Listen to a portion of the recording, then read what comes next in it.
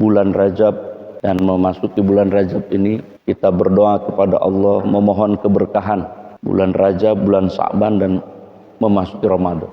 Maka bersama-sama mari kita berdoa kepada Allah.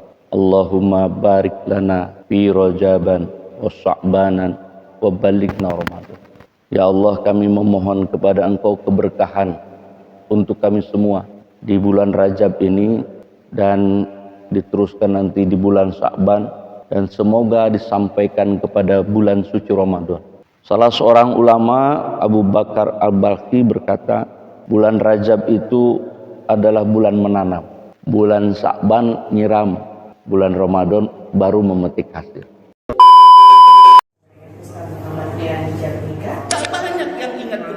Agar kalbu kita bangun, apa yang kita kejar di dunia ini semuanya sia-sia. Tentang bagaimana manusia harus menerima takdir.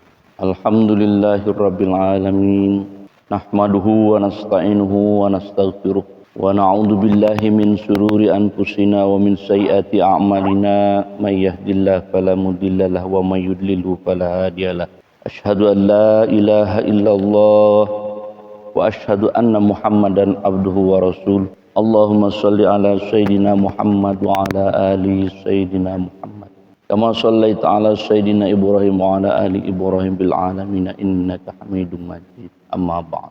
Yang kami hormati, kami muliakan para ustadz, para kiai serta sesepuh di Masjid An-Nur yang insyaallah diberkahi, dirahmati kita semua hadirin jamaah yang telah melaksanakan sholat subuh.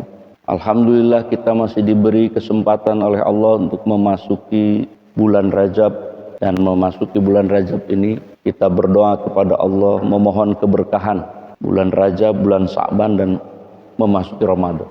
Maka bersama-sama mari kita berdoa kepada Allah. Allahumma barik lana fi Rajaban wa Sa'banan wa balighna Ramadan.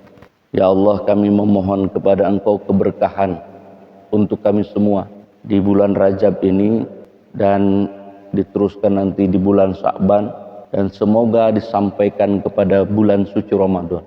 Salah seorang ulama, Abu Bakar Al-Balkhi, berkata, bulan Rajab itu adalah bulan menanam, bulan Sa'ban nyiram, bulan Ramadan baru memetik hasil. Maka amalan di bulan Rajab itu adalah dibanyakkan untuk kita memohon ampunan kepada Allah. Kalau disebut babat alas dulu di bulan Rajab itu.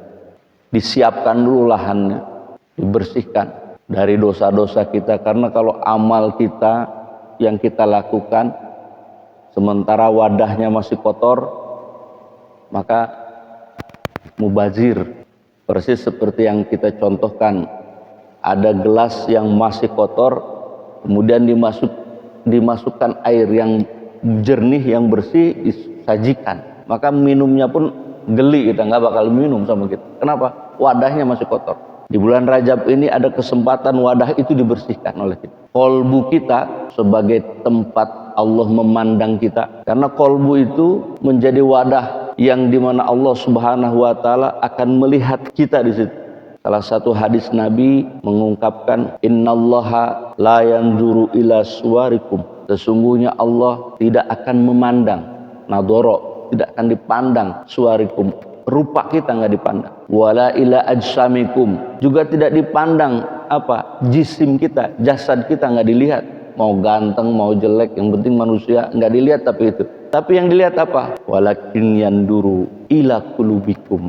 Yang Allah lihat itu kolbumu, niatmu. Sebab ada amal yang baik dilakukan secara zahir, tapi batinnya kotor. Banyak yang begitu. Sholat pengen disebut orang soleh, sedekah pengen disebut orang dermawan. Kotor itu. Di sisi Allah kotor itu. Manusia mungkin karena melihatnya wajahnya ya dianggap itu baik. Tapi di sisi Allah enggak. Kenapa? Karena Allah memandang qulubikum, hatimu. Walakin yanduru ila qulubikum wa a'malikum, dan perbuatan. Kolbu dulu yang dipandang, baru kemudian amal, perbuatan. Nah, oleh karena itu, Bapak Ibu yang dirahmati Allah, di sini letaknya kenapa kolbu itu penting untuk kita bersihkan. Kenapa kolbu itu penting untuk kita urus? Karena disitulah Allah Subhanahu Wa Taala akan melihat kita.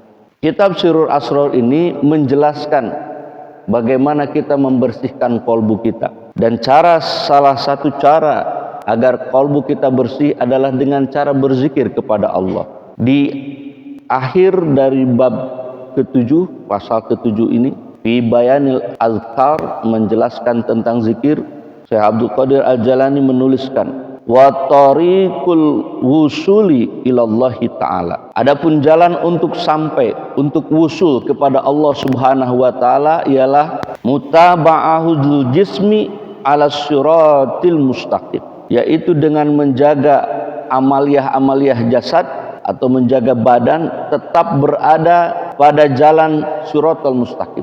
Jadi tetap amaliyah harus dijaga, berada pada jalur yang benar, berada pada jalan yang lurus.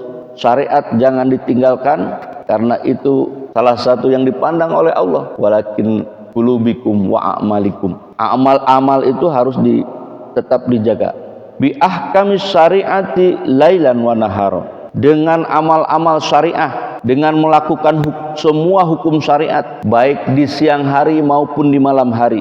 Lailan wa naharon, malam maupun siang, tetap harus dijaga pada hukum-hukum syariat. Ibadah sholat 5 waktu jangan sampai ditinggal, zakat jangan sampai diabaikan, kalau sudah nisabnya bayar zakat itu. Puasa di bulan suci Ramadan yang wajib dilakukan, kalau sanggup Senin Kamis laksanakan. Dan kemudian setelah itu wadawamu zikrillahi ta'ala, dan melanggengkan zikir kepada Allah Subhanahu wa taala. Fardun qaimun alat tulabi, berzikir ini, berdisiplin dalam berzikir ini, baik dengan lirih maupun dengan zahar, hukumnya wajib dan harus dilakukan oleh semua manusia yang ingin dekat kepada Allah Subhanahu wa taala. Masa iya Pak Ustaz zikir itu wajib? Ada enggak dalilnya? Syekh Abdul Qadir Al-Jalani mengutip surah Al-Imran ayat ke-191, alladzina yadhkurunallaha qiyaman wa qu'udan wa ala junubihim wa yatafakkaruna fi khalqis samawati wal ardh. Ingatlah Allah, berzikirlah kepada Allah dalam keadaan kiaman berdiri, wa qu'udan duduk, wa ala junubihim, atau dalam keadaan berbaring, wa ala junubihim, dalam keadaan berbaring pun ingatan kepada Allah harus. Maka kewajiban sholat misalnya, sholat itu bagi yang sehat wajib berdiri, ruku, sujud. Tapi kalau jasadnya sakit, wajib meskipun duduk. Sakitnya lebih parah, wajib meskipun tidur. Begitu tak sanggup lagi, barulah disolatkan. Saking wajibnya itu sholat. Lepas nyawa itu tak sanggup lagi, disolatkan. Jadi zikir kepada Allah wajib dilaksanakan. Kenapa? Ini kita setback sedikit. Bahwa kalau kita tidak mengingat Allah, ada problem dalam kolbu kita.